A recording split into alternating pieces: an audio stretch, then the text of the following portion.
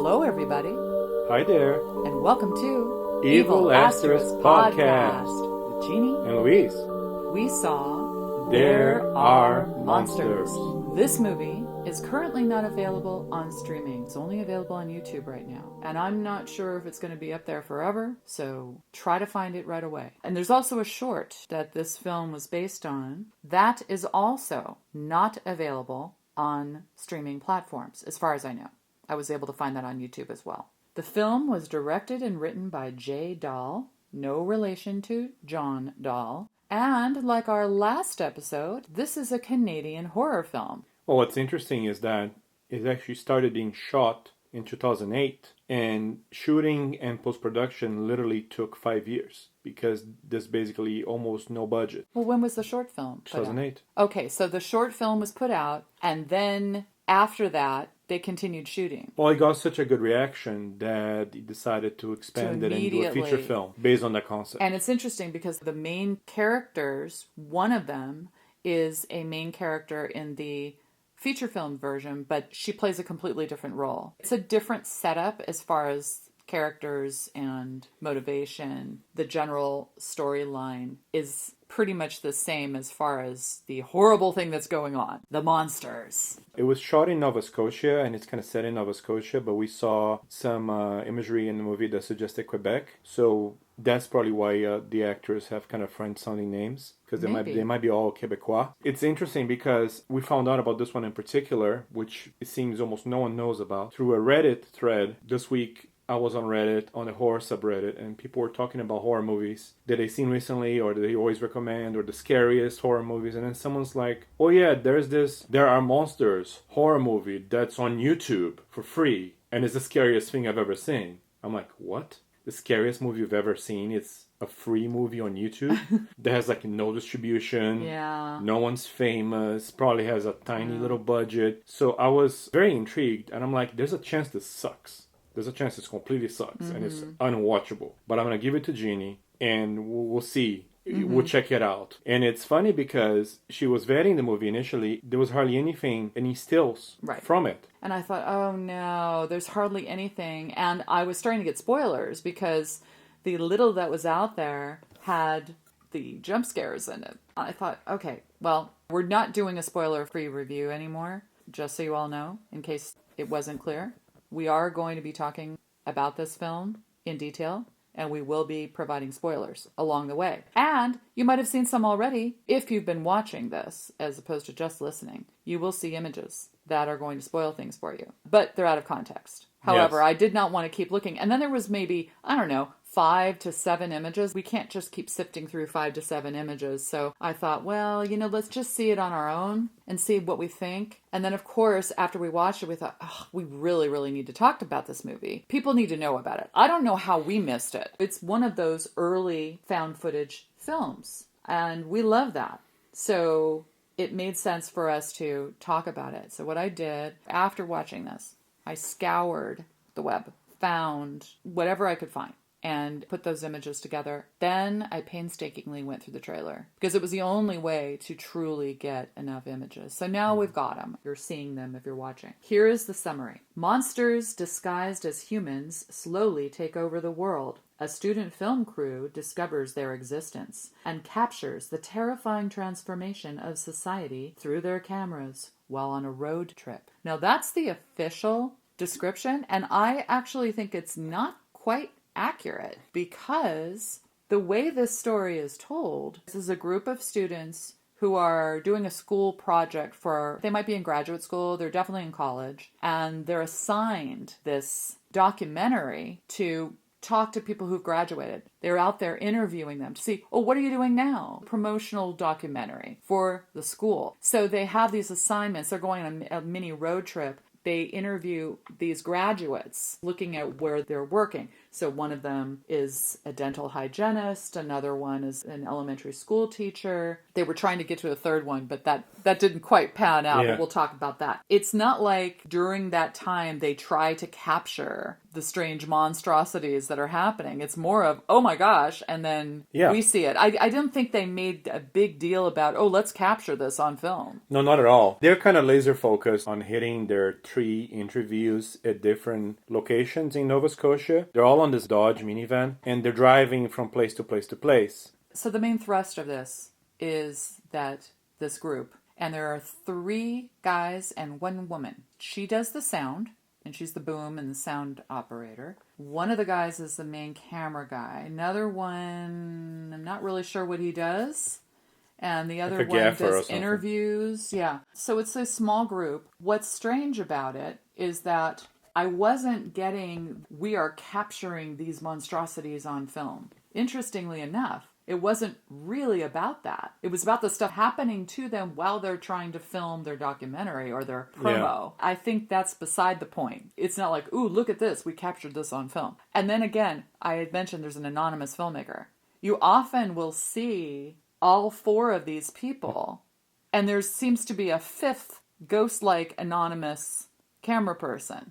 Because there was one person driving, another person was next to them, another person is sitting in the back, and another person is sitting in the back. And you keep seeing all 4 of them. It's not like someone turns the camera around and shows his face. That's a technique in found footage sometimes. It's almost like the invisible filmmaker. Yeah, there are several occasions where you can assign each person to a place in the location, and there's yet some floating camera capturing them almost as like an observer or a witness or something, like a game camera that's following the characters around, but it's not a human being operating the camera. And that's kind of what's happening here. And I noticed that other people online have mentioned the same thing, that a lot of found footage movies really try to tell the audience, hey, each time you see any kind of footage here, there's a person manning the camera. And that's how you're getting the footage. And they take turns sometimes, and that's fine. I didn't have a problem with it, but I've seen it before, where they just do away with the idea of a realistic found footage movie where there is a particular person responsible for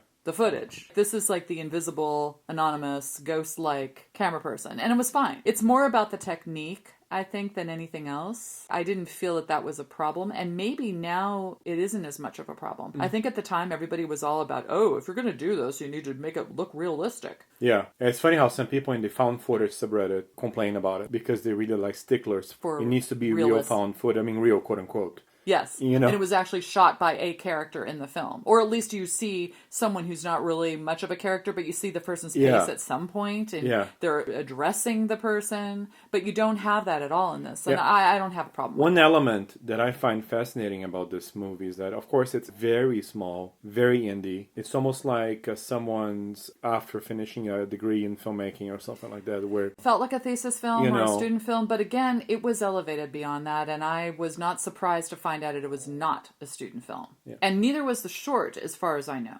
Yeah, it's the skill and the craft in putting those scares together, stringing them together, it's top notch. And you would put some modern horror movies to shame, basically. It's so very effective. But you can tell the budget issues, for example, when they go into a big location like a store, supermarket or something, and the camera gets very kind of blurry and stroby. That's because I think they have 1 or 2 really good prosumer type HD cameras, and they have other lower grade cameras. They're kind of an HDV consumer camera. And those cameras need a lot of light to have any kind of good picture quality. So when you go into a supermarket or store, you can notice that the shutter is being run slower because there's not enough light. In a major film production, you will light, a location. So even the found footage you have looks properly exposed and it doesn't look grainy and the frame rate looks okay. Why? Because you're flooding the location with light. But these guys didn't have that as a choice. When they had a location like at a gas station or a supermarket or a bank, they didn't have the luxury of setting up a bunch of lights. It was really kind of shot guerrilla style in a way. And for the most part it works because it looks so damn real. It gives you a feeling that this is an everyday shoot. Okay, I'm going to reread the credits.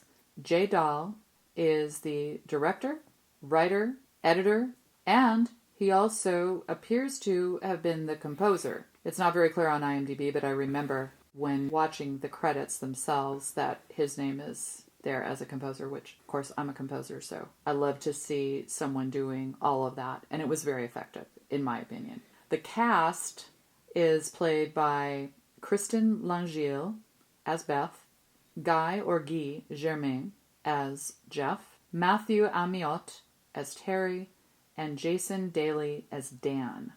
I didn't have him in there the first time because he wasn't in the summary. There are a few others, and there's some background, but it really follows these 4 characters around, which is very interesting because the conversation has to hold up, right? Call it sort of a mumblecore type of situation. I was about to mention the puffy chair. Yeah, it feels like that. There's a lot of interesting back and forth, a lot of quick dialogue, maybe some improvisational dialogue, not sure, but written in a way that moves quickly. There's never a dull moment as far as I'm concerned.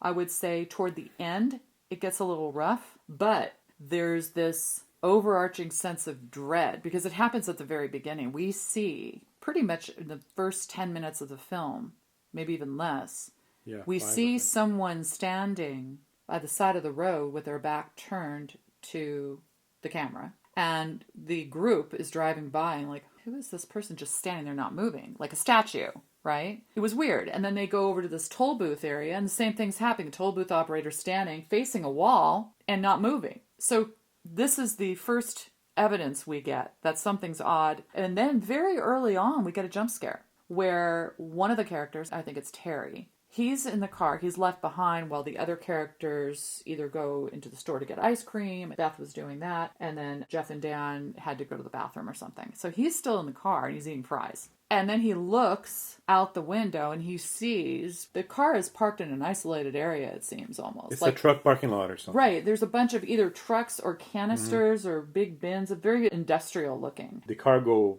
area from two semis. Yeah, huge cargo. You see, again, a person, a woman, standing with her back to the camera, fairly far away. And he's like, what is this person doing? Again, they're standing staring into nothing because they're next to cargo and there's nothing going on. There's just cargo and just staring, we think. And then at one point he bangs on the window to get her attention. Luckily the window's shut. And then all of a sudden, boom, the first jump scare. The character presses her face against the passenger window. The passenger window. But she's fairly far away and it literally is a split second. This stuff scares me to death, okay? It's a split second and she has gone from her back being to the camera, fairly far away, to her face squashed up against the window, looking very strange, like a weird smile, but also sort of a growly look, and just an accentuated mouth. It does not look natural at all. Of course, you've got the additional noise from hitting the glass. So all of that's happening in the matter of a split second.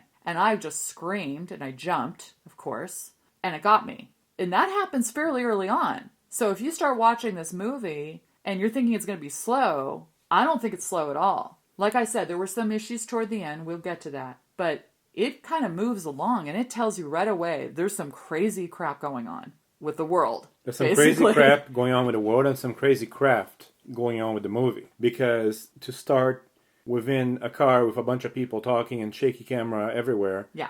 And then transitioning to a guy being by himself in the car and this feeling of fear and dread. And then a jump scare in a very basic, everyday location with zero production values. That's not easy, It's very, very, very hard. And the thing that everybody's used to is seeing a low-budget horror movie that's not scary or they're badly made. And you can tell. You can last 10 minutes watching them. Or they're so elevated that they're boring. Exactly. Which is the other problem that we have. That became a big trend with elevated horror. And we constantly rail against it on this podcast. Because I want my horror movies to scare me. Right. And we want to think, how is this possible? And all these, trying to, as Luis likes to say, tickle your brain. But not at the expense of entertainment and fear and dread and scares. I love scares. Yeah, this one, it's like the puffy chair meets Invasion of the Body Snatchers. Right. Something interesting to note. We have obviously seen both Smile films, and we love them. The first one came out in 2022. Second one came out in 2024. This film that we're talking about today came out in 2013. These monster characters have crazy grins on their faces.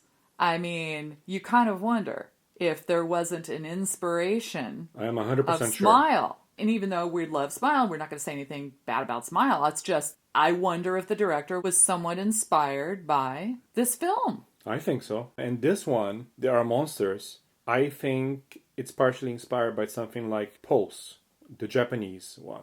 Because when people were turning on that one, they would be standing motionless against a wall with their hair down. And I famously scared the crap out of Jeannie once doing that in the office. Where I was very skinny back then, and I had long hair, which I kind of have now. But it was stringier then. But it was stringier.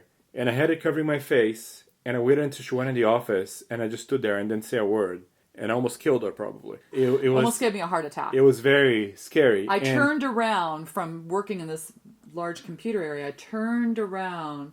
I thought, it's really strangely quiet right now. Why? And I turned around, and there he is, standing there with hair like it was almost like a Japanese water ghost. It looked like that, and it made me think of The Ring more than anything else. But yeah, that's true. We had just seen Pulse. The monster creatures not moving, kind of standing staring somewhere at a wall. in broad daylight with a weird face, or like they're off. In this case, it was just the hair over the face. Yeah, but you don't see anything. You see the backs of the people. The only point at which you see their face, usually, is where they turn around and hit whatever, the glass, or come up at you. And do other things. The idea of this otherworldliness of a human being standing still, facing away from you, and not moving.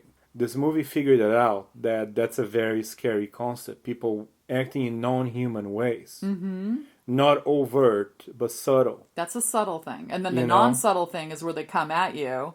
And if that glass was not there, they would do something else. Guess what? Spoiler alert, they will eat you. Yes.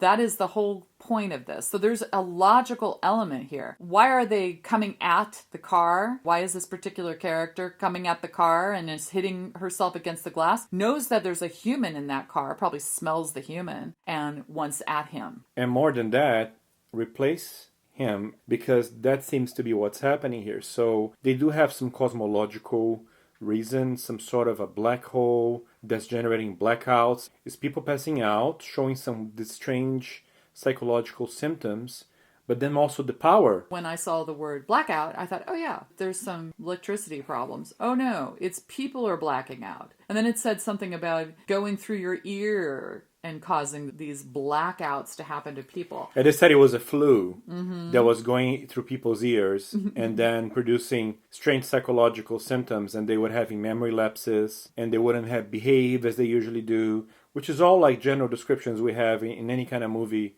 based or inspired by the invasion of the body snatchers. Yeah, and Invaders from Mars.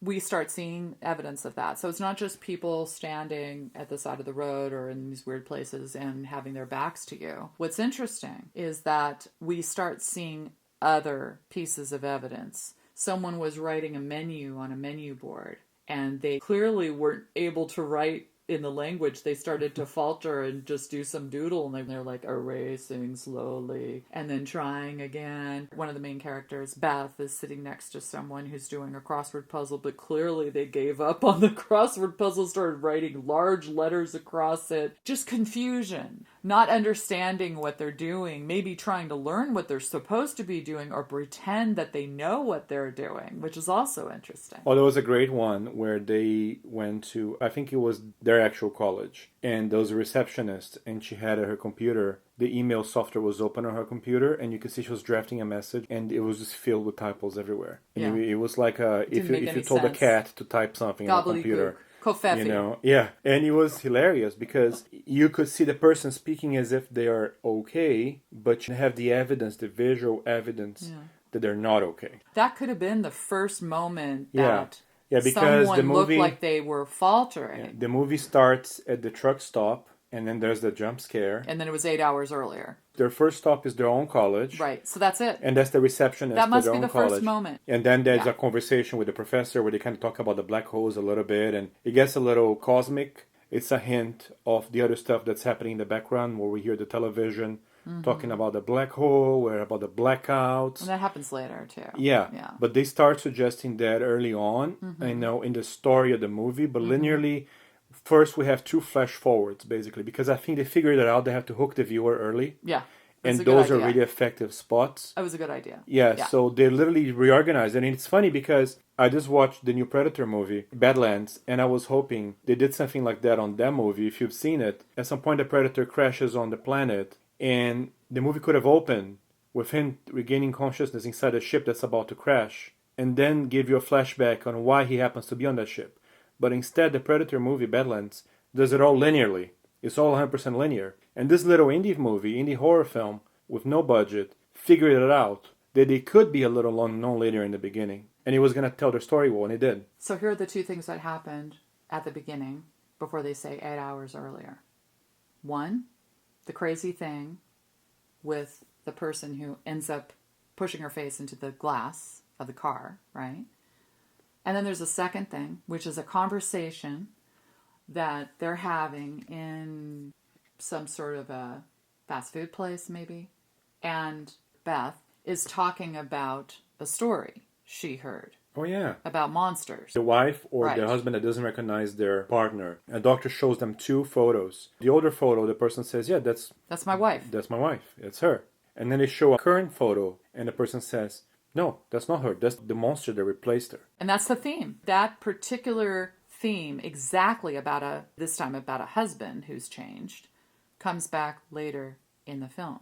And it's based on a real psychological syndrome that they mention in the movie. So she talks about this, and when you see this scene the first time, you're focused in on what Beth is saying, which is really creepy. And then you're thinking, okay, it's a psychological problem that someone has. Oh, we love that concept. This idea of the psychological issue, like Oliver Sacks, the man who mistook his wife for a hat, prosopagnosia, Wernicke's versus Broca's, all that stuff is really interesting to us. So we were focused in on it being a psychological problem. We weren't fully understanding that this could be a real thing. Even though we saw the evidence of the crazy person, we thought it was a person. Obviously, it was a photocopy. That's what we find out later. Do you have the name? Yeah, so this is from Wikipedia. It's called Capgras delusion. Capgras delusion or Capgras syndrome, which I think they call it a syndrome in the movie, but I don't remember. It's a psychiatric disorder in which a person holds a delusion that a friend, spouse, parent, other close family member, or pet has been replaced by an identical impostor. It's named after Joseph Capgras, 1873-1950, the French psychiatrist who first described the disorder. Very cool. And there's a whole genre of horror films. They're called Paranoia horror. Yes, that's what this is. Yeah. Yes. The Thing is one of the best examples of paranoia horror. They all have reasons. Yeah. They're all real. It's all like, oh yes, there is an alien. There is this. But the whole subtext is we have these issues in our daily life where we're worried that we're either being followed or someone isn't acting the way they're supposed to act, what's wrong with them, and all kinds of interesting psychological issues. Looking at that and investigating that as a real thing, as an alien form, is fascinating to me. It is. And it's interesting how even a modern horror film, The Faculty, is very much a movie like this. Very much, so many. Invasion of the Body Snatchers. Countless. Done at a high school. To think that such a tiny little horror movie pulled off storytelling of this level is just kind of mind-blowing. So going back to this scene that I mentioned, where Beth is talking and she's introducing this concept, we focus only on that in that scene. Now guess what? We see that scene again later, after we do the 8 hours before, and we go through all the stuff that happened. They're in that same place. They're having that same conversation. Of course, they edit it, so it's not the full conversation. But you see a shift in focus, and you see people behind her. They're looking out, and they don't look human. They look like they're staring in a weird way. And now that you know what you know, you have a very different feeling about the topic. And not everybody sees that, although I think Terry is the one that sees things mostly in this film. Terry's the one that was in the car. I think he is looking beyond Beth while she's talking, and he is noticing people staring in weird ways. Kids, primarily, looking really weird. And he's already been shaken up by the character that ends up pressing her face on the glass and a weird smile. Yeah, 0 to 60 kind of movement where they're first far away, and then in this like almost like a jump cut, they probably take away some frames. He's already shaken up. He's the one that has most of the information at this point. So he is noticing things. So talk about the paranoia aspect. He notices people looking in weird ways. Often is the one that points out the stuff. So you start to feel more grounded with him than anybody else. Beth is the next person you feel close to because it feels like she's more open as far as thinking about the possibilities that there could be something going on. But he's an interesting character, Terry, because he's a misogynist. At the beginning, he makes these horrible comments about women. So we're not close to him at the beginning. We're like, who is this complete fool? But then we see his humanity because he is human and all these other monsters out there are not. We see it through his eyes and we believe him. He is humbled at that point. He is the one that notices things. So not only does he notice the people staring and the kids, but when they go to their second interview where they see the dental hygienist and interview her, she is talking to a child who is in the dentist chair. And he's there filming it. And she says, help me. Wait, what did she say? She says, that's not my father out there in the waiting room. It's a monster. And so, of course, then, and here's where we actually get the footage on camera. He takes the camera and turns it toward the waiting room because you can see the father in the waiting room from the room that they're in. The dental hygienist is doing the exam. And you see the father kind of turn and make a really weird smile. Again, strangely similar to smile, but it's a smile/growl. And it's exaggerated. And it happens really quickly. So he captures that. So he's the one that's capturing all this stuff, seeing all this stuff. And us as the audience members are following him. And we feel closer to him because of that. Well, one thing I wanted to mention about Beth, though, is that unless I'm mistaken, I think she's the first person that sees anything going on. Because at the gas station when she goes in the bathroom, the two blonde women... because that was part of the flashback. They stopped at a gas station. It was their first sighting, but she kind of pushed it aside, though. Well, she did, but she was saying, oh my God, I just saw something really weird in the gas station. Yeah. These two girls. So she goes to this gas station bathroom, and you hear these two women, or you see their boots. They're very strangely quiet. It feels weird. Another thing about the filmmaking, there's a lot of this wonderful peeking out between two things. So we see the person in the cargo area. They're in a between narrow, possibly between two trucks or between two cargo bins. She's wedged between them. So you see kind of a peekaboo element. You see that a lot, peeking through slats, shutters, curtains, a lot of that throughout the movie, which is really effective. This is the first time you really get it. Beth is in the bathroom in the stall, and she's peeking her head out because she's wondering, who are these people? They're so quiet. And she starts to see two what look like blonde, very bleached blonde, long hair twins putting on lipstick in a very strange way, not knowing how to put it on. So again, if this is an alien taking over a body or replicating it or copying it, there is a mitosis element discussed, almost like a birthing of a clone or of a, as they say, photocopy, trying to put lipstick on, but not doing a very good job, and it looks really crazy, and everything looks weird. Very, very red and all over the place. She finds it eerie and strange, but it doesn't go to the point of these people look like aliens, because they don't do the weird smile in there. They're just strange. They're just behaving in a weird way. I think she calls them twin bitches, or what does she call them? I don't remember. Calls them something kind of goofy. She throws it out there that yes, that was weird, but it's not like the alarmist experience that Terry has. What's interesting is that as she comes out of the bathroom, she bumps into her friend, and her friend is clearly freaked out. And then you see her friend opening the trunk of her Honda CR-V, and you see all this water piled up from the floor to the top of the trunk. And that's a cool way of doing some environmental storytelling and subtext, because you can tell there's some major thing happening. Her friend is panicked and is fleeing, basically, and is getting a bunch of water for some kind of an emergency. End of days. It feels like there's an apocalypse coming. Yes. That's basically what it You looks like. would do that to bring all the water to your bunker. Right. For example, that's if you what had it one. looks like. Yeah.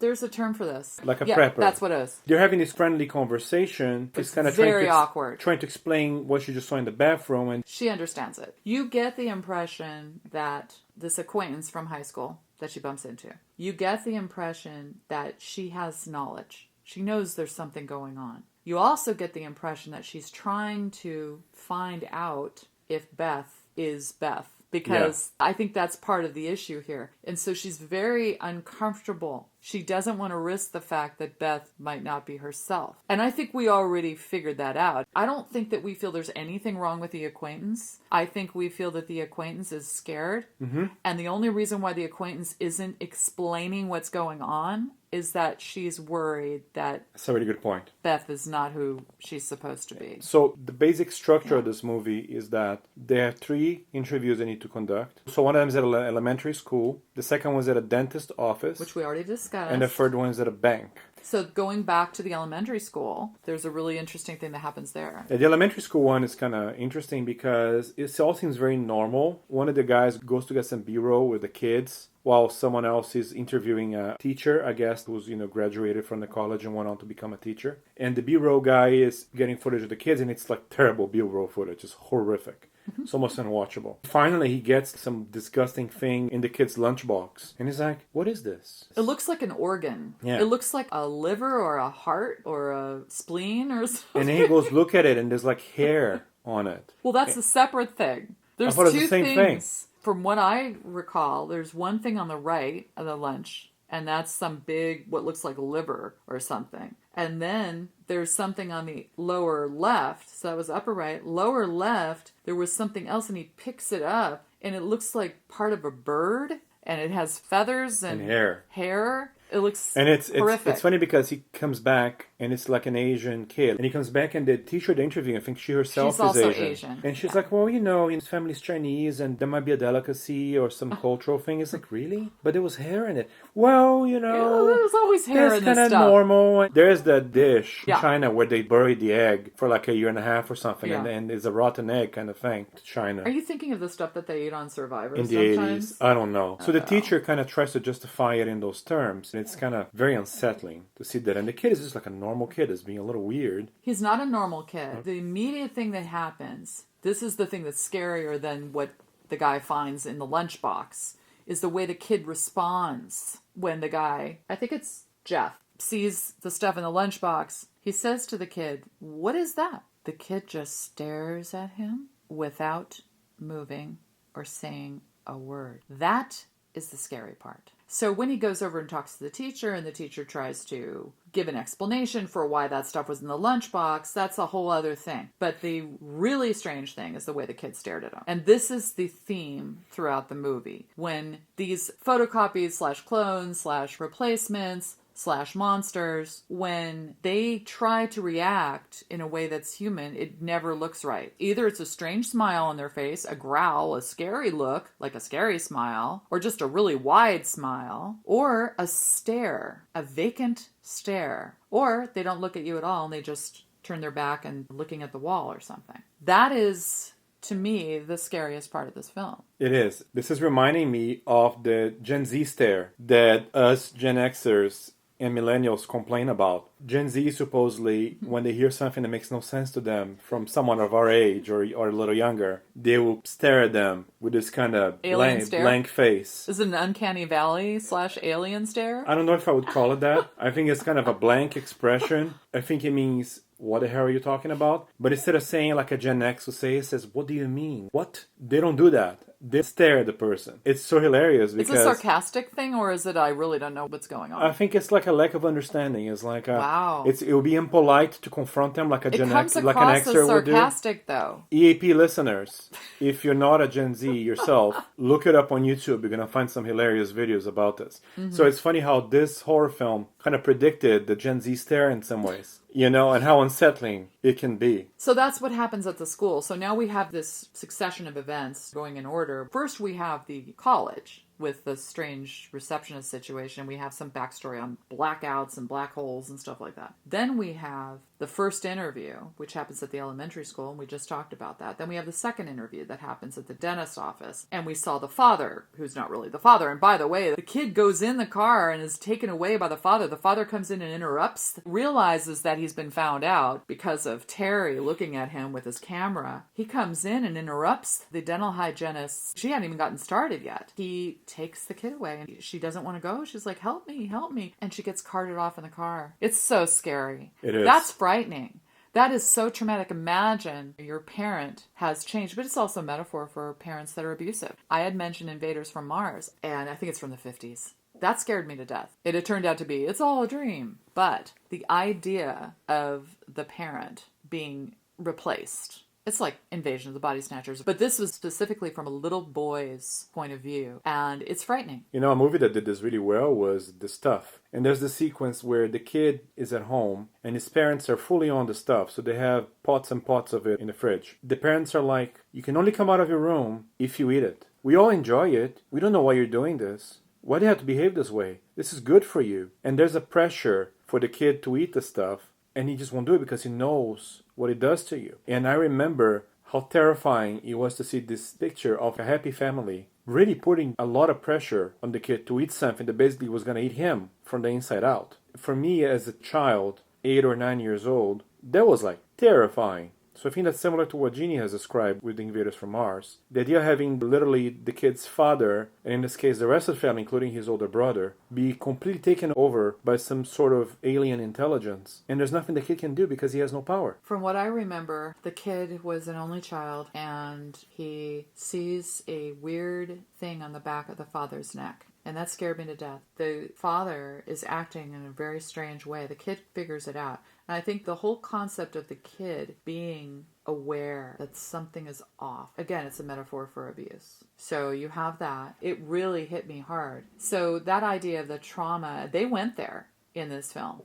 I should say he went there. He's basically the auteur behind this film. Yeah, and it's Dahl. It's his film. He went there. He wrote this film. He directed it. He edited it. And he did the music and co-produced, I believe. He did not skip over this idea of childhood trauma, which is basically what that was all about. There's one point at which we didn't really get into this. We only see it after the 8 hours earlier part.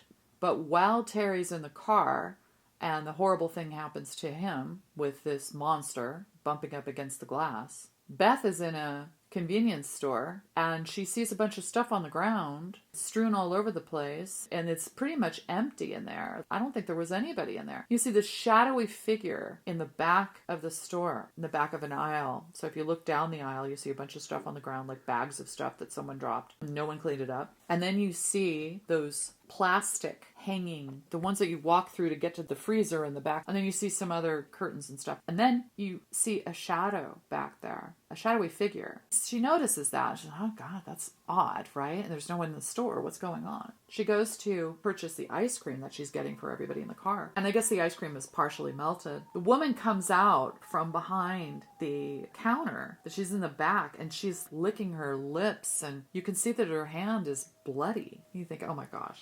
What was she eating? Or who was she eating? Yes. This is a perfect example of the short and the feature film being similar. She plays the exact same character in the short that she does in the feature film. And it's almost the exact same lines, exact same clothing. I thought that was interesting. That character was so effective that J. Dahl brought her in for the feature film. It could be that they reused the footage. I'm not quite sure. But she has the crazy smile on her face. There's one point where Beth is paying. You can see the bloody hand, too. It's really, really creepy. She tries to get her to go into the back where that shadowy figure is. She goes, oh, the ice cream's partially melted, so you can go back in the deep freeze and get it there. She's got this big grin on her face. Of course, Beth is like, no, I don't think so. And she just gets out of there as quickly as possible. But that was a scary scene as well. It was. It does so well with these little setups, the sequences. It really nails the vibe and it nails the feeling of dread, and it scares the crap out of you. Where it doesn't do as well is a lot of the shaky cam is too shaky. As we head toward the end at the bank, there's a big climax that basically starts at the bank. They get bum rushed by a bunch. This is the third interview that doesn't take place. Yeah, the third one is at the bank. So they get bum rushed at the bank. And there's kind of an extended chase/escape sequence. And that's where I kind of lost it a little bit, because I was having a hard time placing the action geographically in terms of how far away they were from the bank, where were they going next. I kind of understood that they said they wanted to go back home, and then they go back to a neighborhood that's destroyed, and there's things thrown about on the road and on the lawn, and items thrown off. Society is breaking down. I think the bank sequence happens right after after the motel sequence. Yeah, going back to that, I was just going to talk about the motel sequence leading to the bank sequence. So we were talking about shaky cam earlier, and I was trying to pick up the shaky cam problem. It is something that people do complain about. So in addition to the anonymous filmmaker, there's also another complaint online about the shaky cam. And I understand the issue there with the shaky cam at that moment. And then I also would say there's something else going on toward the end. Before they're ready to go do their third interview, they've seen too much. They've already had the incident in the elementary school and then the dentist's office. And different characters have experienced things on their own as well. Too much has happened. There are some characters that say, you know what, let's just skip the third interview and go back to school and just say, listen, we weren't able to get the third interview. This is crazy. If they had done that, they might have saved themselves. Of course, we all knew that when we're watching, right? It was like, oh no. Well, they're in a motel room. It's very close to the bank. They know they're going to go there the next day. They're debating. This woman shows up. She's tapping on the door. First, it's like, who is this out here, right? She says, listen, I heard you guys in here. You were making a lot of noise. And they're like, yeah, sorry. Well, she says, at least I know you're human. So she's that character that you see in a lot of movies that's like the wise character that comes in toward the end, but usually meets a horrible fate. Well, she comes in and talks a little bit about what's been going on. Now here, this book ends, in a way, the story that Beth told at the fast food place, where she was talking about the person that doesn't recognize his wife and has, what's it called? It's Capgras. Capgras syndrome. She says, my husband is no longer my husband. I know when it happened, and I'm here at a motel to get away. I need to get away. I hope they don't find me. Well, they did. They end up showing up. I think her daughter's husband, her husband, they all show up and they're like, look, you need to take your pills. You're schizophrenic. And she's like, well, I haven't had an incident in 14 years. I haven't been taking pills. The group, the main group here that we've been following, they're confused because on one side they believe her story and on the other hand they're like, well, wait a minute. She has a history of schizophrenia. The team is flummoxed. They're like, do we believe her? We've seen evidence that there are monsters. And at the same time, they're doubting this because this couldn't be happening, right? There's no way this is happening. Yeah. The family that comes in is showing that she has pills and she needs to be taken away. Well, they end up winning out and they take her away. What is the group supposed to do, right? Fight them? It's a similar situation where the little girl's being taken away by her father and going, help me. And it's the same thing. She's being put in the car and sort of like, help me. And she's being taken away. And they work beautifully together. It reminds me of that sequence in Total Recall where the psychologist arrives and talks to the main character that's played by Schwarzenegger and says, hey, you're having a psychotic break. We're inside a simulation. They sent me here to get you out. We'll take care of this. None of this is real. And it was a masterful way that the director came up with to make you doubt yourself, to make you feel like maybe I'm wrong about this. Maybe I shouldn't take this movie at face value. And then once you make up your mind, because you're following Schwarzenegger and you're following that thread, you're fully on for the rest of it. And it's kind of what this movie is doing. It gives the protagonists a chance to second guess themselves and think that maybe they're not 100% right about what's actually going on. And that's why they go to the bank. Because like Jeannie said, if they don't go to the bank, they would have saved themselves. But we, as the audience, we know what's happening. We know what's happening. We absolutely But the characters know. don't. They're still a little wobbly. They are. After all that has happened. I would say not all of them. I know that Terry is not wobbly. Maybe Beth is not wobbly. I don't remember. But I know that Terry is the one that once these things start to happen, I don't think Terry falters at all. He just basically has this look of horror on his face for the rest of the movie. Initially, he's an ass. And then he turns into this, oh my gosh, this is horrible. And you see it. I think some of the images we're showing now reflect it. Because that's what he looks like pretty much throughout the entire movie. So they get to the bank. The bank is a mess. The bank is a chaotic sequence. But the thing that's interesting about the bank is that there's a person there coughing and choking. You keep hearing it. It's so uncomfortable. We're trying to follow what's going on, and they're trying to get someone. And the guy that they see, kind of a receptionist character, he has a headset on, and he goes to supposedly get the person they need to talk to, but he never returns. He also plays a character in the short. Completely different character altogether. So they're at the bank. You hear someone coughing, and it just gets worse and worse. And you're like, where's this person? And you see someone that's just working in the bank in the back, an elderly woman. And she's just coughing and choking.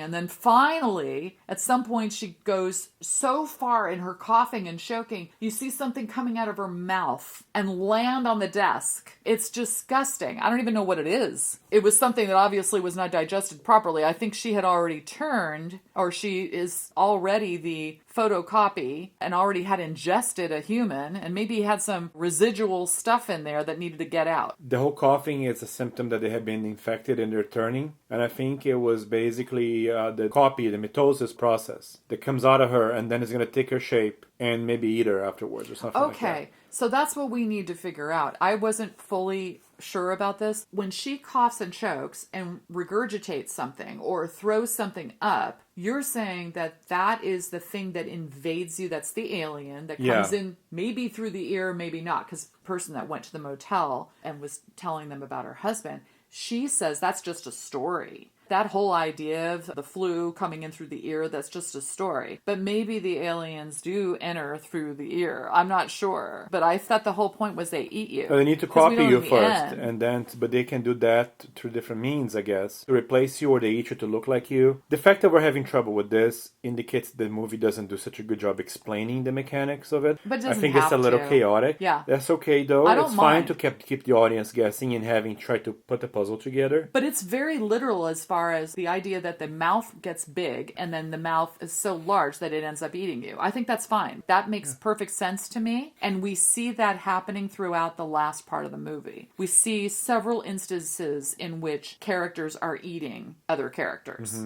as I recall. Now, the one thing I wanted to bookend this with is we've got the situation with the character at the bank coughing up something. We think it could be part of the quote-unquote mitosis process. Now then we have another scene, a quick scene, and I don't even remember where we are.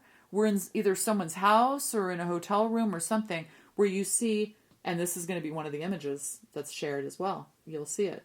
Toothbrushes, close up. In the back, far away, you see a person, bloody, but doing some sort of ingestion, and you see the person kind of bloody in their skin. That could be mitosis. Mitosis means literally like a unicellular organism that splits itself in half and others too. And that's how the twin girls, the two blonde girls, are explained. So it could be that the aliens or the monsters copy a person. I think they come out as that brown blob. I think the brown blob copies the person, and then the blob splits into another one, and there's two now. The thing that the coughing woman spits out is the same thing that was in the kid's lunchbox. It looks exactly the same. The material, like a dark it looks brown. like that, yeah. So I think that's what's happening here. Yeah, But- not completely explained, but in my opinion, doesn't have to be explained. Yeah, they don't do such a stellar job explaining exactly what's going on. But again, maybe it's better if you don't. Movies that really try to like tie up all the little knots, they end up over-explaining. And then they open themselves up to be judged and evaluated by people who know better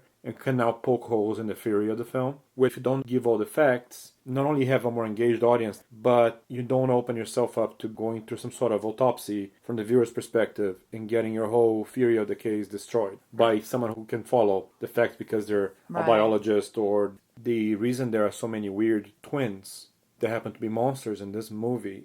They explain it. They say, oh, it's mitosis. They, like you said, they absorb or eat the person, and then they split in two, and there's two of them. There are hardly any. 2 or 3. The person in the grocery store. There's no twin next No, door. not there. No, There's not no. there. I don't see anybody show up as twins other than the two blondes. It's No, very there's more. unclear. But the original doesn't necessarily stay. The original gets destroyed because the original is a human. Yeah, the human. I don't think they want to have that. The human gets consumed. For So sure. the only reason there would be twins is if they produced 2 copies.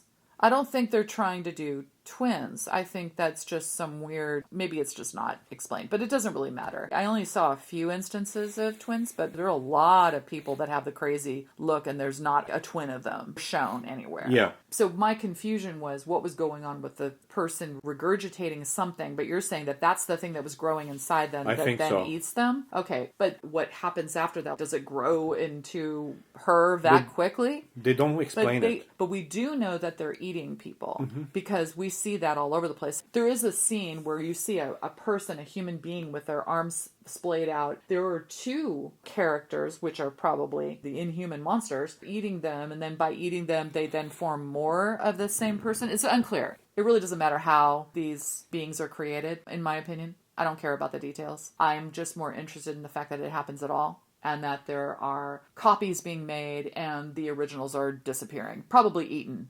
Okay, eaten for breakfast, so to speak. Back to the bank. So there's this person coughing, and finally they cough something up, but it's been going on for a while. And then, like Louise said, they get mobbed. The person that was on the headphones comes back and isn't with the person that they need to interview, and they're just all standing there, and they're ready to pounce. And so then it becomes a run for your lives. A run for your life type of situation with a bunch of shaky cam, which is used throughout the movie, but to a better extent. Like you said, it is harder to follow at that point. The shaky cam is too much, and then a lot of people are complaining about that. Yes, it's a little too much. Okay, so they're running around. They get separated. We know that Terry is in the car, or he always ends up in a car. He's running along the street, and he ends up in a car. So he has his own experience. And then we have Beth and Jeff, I think. They're in this dark attic. This is where I had a problem, because even though there's some cool stuff that happens in the dark attic, it's really hard to follow. The idea of her taking her phone and taking pictures in the dark, and then they see the picture appear on the phone, and then you see, oh my gosh, there's a scary thing behind this carton. Oh my gosh, no, it's up here. And it's one of those twins ends up attacking him. We don't see that, it's off screen. And then, of course, he is no longer him. The fact that that happens so quickly means this process, if it's mitosis or whatever it is happening very fast. Because for him to, in minutes, change from being him to being a reproduction of himself, yeah, we know that he is no longer him, because she quizzed him on their little cheer that they used to have when they were kids. He doesn't remember it. So we know. And then again, off screen, we go back to Terry, who's hiding in a car. Now we have to go back further, because we didn't mention the gas station. So when they're in the gas station, and after Beth sees the weird twins in the bathroom and bumps into her acquaintance from high school, who's obviously hoarding for some reason and scared, she goes back in the car, and then you keep seeing, again, there's a lot of this peekaboo thing throughout the movie, which is really effective. You see another car, and there's a kid in the car who's wearing a pig mask, and he's looking out the window, and you see him between two gas hoses or something. It looks really scary. Just creepy, right? You don't know what's going to happen. Then you see a little bit of the person that's driving the car, who's also wearing a mask, but it's a horse mask. And you see that for just like a split second, and only the profile. And then they drive off at some point. Well, the pig kid comes back. At this scene, this shaky cam scene where we're wondering what's going on, but then you see Terry, and he loves cars. He ends up in a car, and he hides in there. But that same kid with the pig mask is in that area, and he's kind of walking along. These aliens, monsters, they can sense humans, so they know when a human is around. This kid senses that Terry's around and ends up gravitating back toward the car, and then Terry's like, oh my god. The kid puts its pig face up against the glass and jumps on the car. The horse-masked woman, who is apparently sort of the mother of the pig face kid, ends up tearing the door off the car. The movie not only doesn't really explain the process of assimilation and copying and reproduction or whatever, beyond just saying it's mitosis, but it also doesn't clarify the timing, how fast this happens, like Jeannie pointed out. And more than that, we don't know that these quote-unquote monsters are super strong, because in this car sequence that Jeannie is describing, the horse-faced mother literally rips off a door off the body of the car. And you gotta be like Hulk to do that. And it's not Right. something that's a very strong human being can do it. Either they kind of bend it the wrong way. She literally goes in and grabs a door and that's basically it. And that's and the after end that, of it. Terry is no more. Right, because pig-faced kid comes over and starts munching on him. Yeah. So Terry is bacon at this point. So now we're fully into finale mode. And we saw what happened in the attic. And now we know what happened in the car. I wanted to mention one other thing in the motel, is that as they were leaving the motel finally, to get in the car to go to this third interview, there were 3 lines on their door. And it looked like a scratch, at first, but very long 3 diagonal lines. And they realized, wait, then you saw there was 1 line somewhere else and 2 lines somewhere else. Thinking, wait a minute. Somehow someone said, well, wait, there's 4 of us. If they're counting the people that are in the room, there are 4 of us in the room. And then we realized that one of the main characters is a monster. And that's another piece of information that we discover. And so when they go to the bank, the character's name is Dan, I think. And Dan is a pothead. I think so. So that's how they explain that's the his guy. bad memory earlier in the movie. Because he smokes a lot of pot and his memory kind of sucks. They suggest something happens to him early on, where he's gone briefly and then he comes back. But he was supposed to wait outside in the car anyway. They just said, oh, you're going to wait out in the car. He ends up not being in the car. He ends up being in the bank, and he's talking to the other monsters in a really weird, slow way. Yeah. And so they see him, and they're like, oh, no, he is one of them. Blonde twins? He's talking to them, Yeah, right? and they happen to be in the bank, too. So it's implied that Dan basically has been informing on them from the beginning, and that's why the monsters always knew where the next stop was. Because they had a set schedule, yeah. Right. It's implied that he got turned earlier and has been informing them. And they mentioned the phone call. They said, oh yeah, he had to call 411 to find out someone's phone number. 411, because he had to call information. He didn't remember someone's phone number. And they thought, that's weird. He's smoking too much pot. So he's going through that progression where he loses his abilities and stuff like that. But see, that's the thing that didn't make sense, where the other guy was turned so quickly in the dark, in that attic scene. The bulk of the latter part that's interesting to us is Terry's experience in the car. But they keep going back and forth, which I guess was a choice.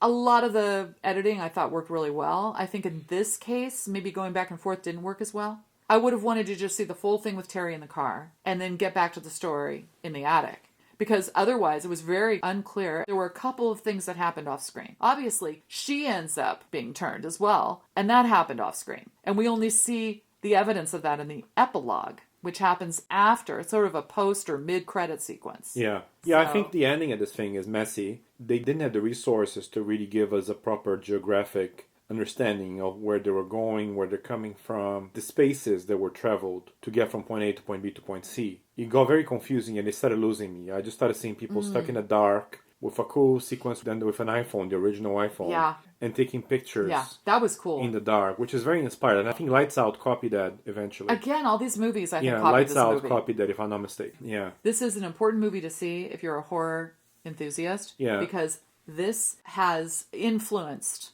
other movies, for sure. The problem with this dark sequence in the attic is, even though it was cool to have the phone and taking pictures and seeing something coming at you, and you see one of the blonde twins come at you at one point. The problem is it went on a little too long. It was hard to understand what was happening. And then there were 2 instances in which characters were either eaten or turned or replicated, or there was a mitosis thing that happened, and it was all off screen. You only saw the blonde, and then we find out later, okay, we know who was attacked. It was clearly the guy, Jeff, because Beth is still the same person and she's quizzing him and he's not able to answer. So it's like, oh, okay, well, we know that then that means one of the blonde twins attacked Jeff and maybe ate Jeff or did something to Jeff. But how much time is passing here? Because we went back to Terry in the car. Clear, yeah. And then we went back again and we're like, well, when did this happen and how long did it take? And then again, off screen, he most likely attacks her. We assume that, but it all again happened off screen and we don't have any information. We see what happened to Terry. Oh, one of the things I wanted to mention about Dan is that this was my confusing part. He's in the bank. They see him talking to twins and doesn't know how to speak. But then we see him walk with Liquid to the car and then just do that whole glass thing where he puts his head up against the glass and he actually breaks the glass. But I'm not remembering when that happened. Were they in the car? Was Terry in the car? So that was a little confusing. Can we talk about the epilogue then? We can. So we have the acquaintance from high school who was hoarding supplies. I thought she had gotten out of Dodge or she went somewhere and hid out. But for some reason we see her on a bus. Yeah. I don't know why. If she knew that all this was going on, what is she doing on a bus? So that wasn't explained. Probably felt unsafe and couldn't have a car that worked. Go on a bus with public transportation and the possibility of getting eaten by a monster? Well, throughout this, think so. You see places that are completely affected, like the toll booth very early on, which is one of the very first things you see, like empty toll booths. Mm-hmm. At the same time, you see places that have people being normal. And they're almost saying that it's in a very uneven process. Some places can have people in certain locations and it looks normal, but then in the back, they're taken. And it goes back and forth. So maybe the place where that woman was, she thought she was safe enough to get on the bus and try to get out of Dodge. That seems weird to me. She had already gotten out of Dodge. She'd gotten a car. It's not like she had a bunch of supplies with her on the bus. No, I think she was going home with the water. But I mean, on the bus, she was just like taking public transportation, like a normal day. But she looked uncomfortable and nervous. My question is, what was she doing on the bus? If she had gotten all that water, that means she was planning to buckle down for days or months or something. And then she's on a bus? That made no sense to me. But it was a mid to post-credit sequence. There was an opportunity to show what happened with Beth because Beth's on the bus. So the acquaintance, she's uncomfortable. Everybody's staring at her in a weird way. To start looking back at her, she's like, oh my gosh, I got to get off this bus, right? So she starts to make her way to the front of the bus. And then you see across the way Beth. And she has a bunch of books that are French, that maybe looks like the way she is, or maybe she's studying French because she's supposed to know it, and her copy is studying because her copy wants to know it. She's like, oh, hey, Beth, trying to make sure it's her. Clearly it's not her. Yeah. And then that's the end. And then everybody descends on her, I think. But here's another thing we left out. Now I'm very confused about the timeline. Remember, they approach Beth's house where her sister and her mother and her family are? And they're outside and they're like, oh, they look normal. Because they look like they're having a normal conversation, right? Yeah. They were outside. It's at night. They're poking their heads in there to look at them. Like, oh, is it safe to go in there? Oh, it looks normal. And then someone cracks a twig. And then all of a sudden, all the people that were in the house and the neighborhood, everybody is pressed up against their glass and looking at them. Because they go into someone's house and ask them if they can use their car. And there's people in the house that at least they seem normal at first and they say, oh, it's the end of the world. It turns out they're already being turned. Yeah, it was a little weird. I got lost. But what I still don't understand is when Dan walked to the car, because that had to have happened after the bank scene. But they left the bank and they ran, right? I mean, They ran. they go? Where did they go after the bank Oh, there was a scene? car sequence right after the bank. They were in a car that got disabled, and that's why they're on foot. But they wouldn't have trusted Dan. Maybe they saw him coming with drinks and they knew he wasn't That's Dan. what it was, and then they locked the door and didn't let him in. him. Yeah. And then, of course, he goes boom, when he That's hits what that the was. glass. Yeah. Car gets disabled by a bunch of people. They crash the car or something happens. And That got very messy. it got The whole super messy. crashing the car thing. Yeah. Somehow, Terry's running down the street. There's just a lot going on. And we were so enthralled with all the things that were happening that we might have missed some things. My theory is that on a small movie like this, where you can't have a lot of establishing shots and you don't have traditional filmmaking, let's say, it's very hard to put those locations together logically in someone's head, geographically speaking. So when we got toward the end and things got frantic, they just didn't have the resources to really go and painstakingly connect the dots. You'd have to do a lot of very masterful and make it clear editing for the audience. Yeah.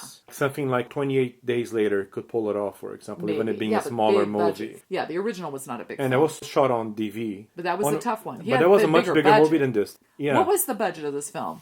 $50K maybe? Yeah. At most? It was amazing. I have to say. Possibly 10. Shall we talk about our thoughts now?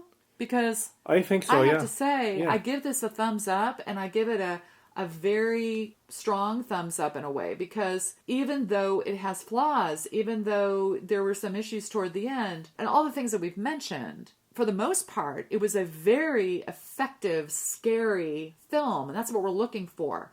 And the characters were very well defined. There were so many interesting things that happened. It wasn't a deep philosophical movie, but it brought up some really cool concepts. We know what mitosis is, but it brought it up in a different way with a different context. This whole idea of the blackouts and possible alien race invading and the monster element, that psychological condition, Capgras, the paranoia aspect. For a film that is really deceptively superficial, it's really not. It had a lot more depth than you would think. It's really worth seeing as even an exercise. I would see the short as well. The short is only maybe 10 minutes long. It's very, very short.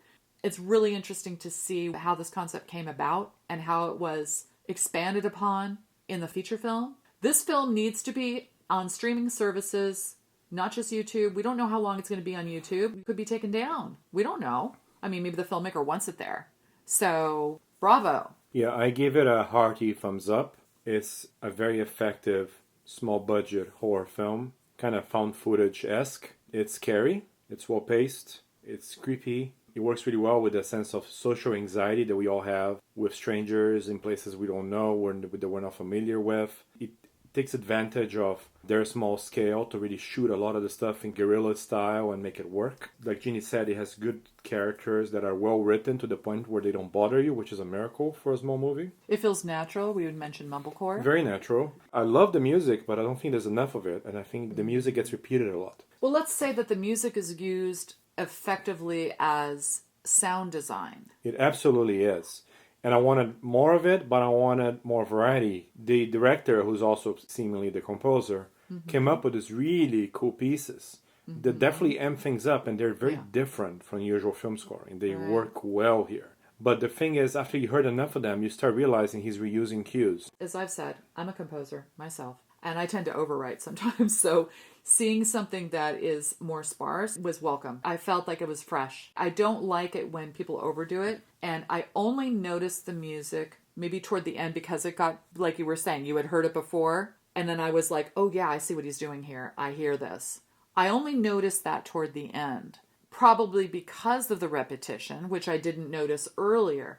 But I must say that it worked effectively for me because it felt like a mumblecore film. So it didn't have to have a lot of music. I understand your point about the repetition, but again, I did not notice that until the end, and I usually notice that stuff all the time, and it's hard for me to watch films as a composer when I hear things being regurgitated, but I didn't have a problem with this film in that way at all. It's not something that really bothered me. I just caught myself noticing a few pieces that were exactly the same, playing the same context. I think it could have been intentional. Okay, it could have been intentional, sure. By design, so but to it bothered speak. me, so I'm saying Yeah, it. I didn't But feel other that than that, and the messy ending, where it's hard to really keep track of who's going where, why, where they are in relation to the bank. It's more of a logistics issue than anything else. It's not a creativity issue. Yeah. I think that we like things explained as an audience. We don't like to get lost, and it could have been fixed. It wasn't clear geographically where things were happening, who's going when and how and why. That can be very tricky. I felt lost as a viewer and a little bored when I couldn't really pinpoint the logic behind the ending. Now, it doesn't mean the individual set pieces weren't effective and I didn't enjoy it, because I did. Even the attic stuff that took forever and then got repeated, a few times. The mechanics of taking an iPhone, taking a picture, seeing some monster stuck behind a banana box. That stuff was done really well, and I think it was effective and I enjoyed it. So, like Jeannie said, the individual set pieces are great. This is just a general observation about how maybe because of the low budget, they just couldn't really tie all that stuff together. Maybe they shot those sequences months apart, sometimes years apart. And they just couldn't really take you on that A to B to C to D sequence that you would expect on a more expensive film. I do not understand why it doesn't have a distributor.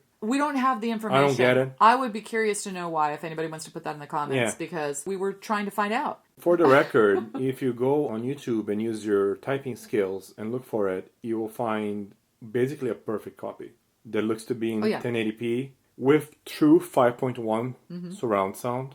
Discrete channels. It's a good mix for such a tiny little movie. And I don't know how that's the case. The person who has that channel has a bunch of other cult movies in there too, or rare movies. Yeah. So who knows what's happening? Who knows? Yeah, and Jeannie saw the short. Again, YouTube. Just do a YouTube search. You'll get both.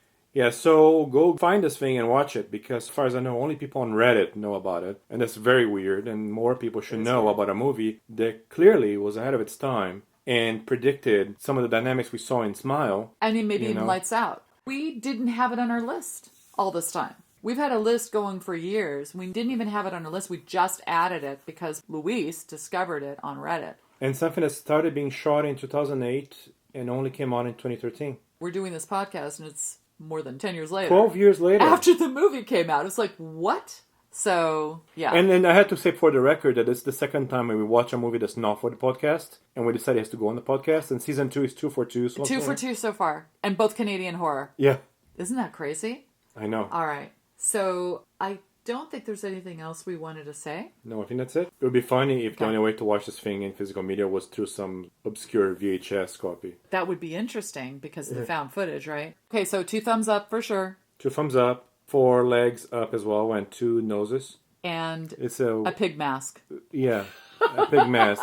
Oink, oink, gets the oink of approval. That'll do, pig. So, I guess it's time to bid you adieu. adieu. Bye. For now. Toodaloo.